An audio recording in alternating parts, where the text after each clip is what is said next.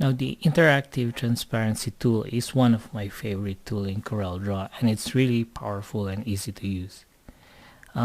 In here, let's these three ones have this two images here. Actually, this is a shape and this one is an image. Let's start with this one here. I put some transparency effect on this one here. So this one is just an ordinary rectangle like that. Okay. And let's say I color it this one. I'll remove the outline.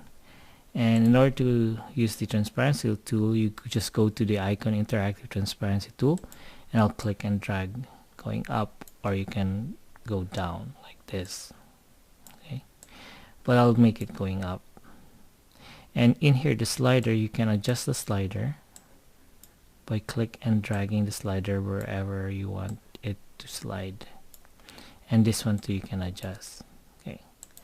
So once you put that in a dark background,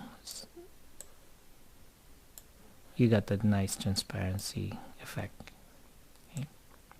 So in here, the original photograph, I'm just going to remove the transparency. Okay. The original photograph or image is this one here. Now you can create transparency by clicking on the transparency tool and click and drag going up, or you can go going down. So that's how you make a photograph fade in and fade out. Okay. Now in here, let's say I have this image here and I want to apply transparency, but just a uniform transparency and no fading in, fading out. So you click on your transparency tool, and in here in the property bar you just click on uniform,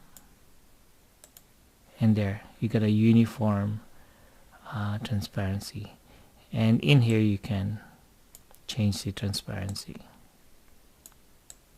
Okay, it's uniform, not like this one here. This one is a radial transparency or a linear transparency. Now let's go to this one here. Sometimes the interactive transparency tool is also used for highlighting objects. So for example here, I use blend to do this ball here. But let's say I want to make it realistic. I want to make a highlight over here. So I can use my ellipse tool to create the shape, and I'm just going to put it somewhere there, and I'll color it white. I'm going to remove the outline.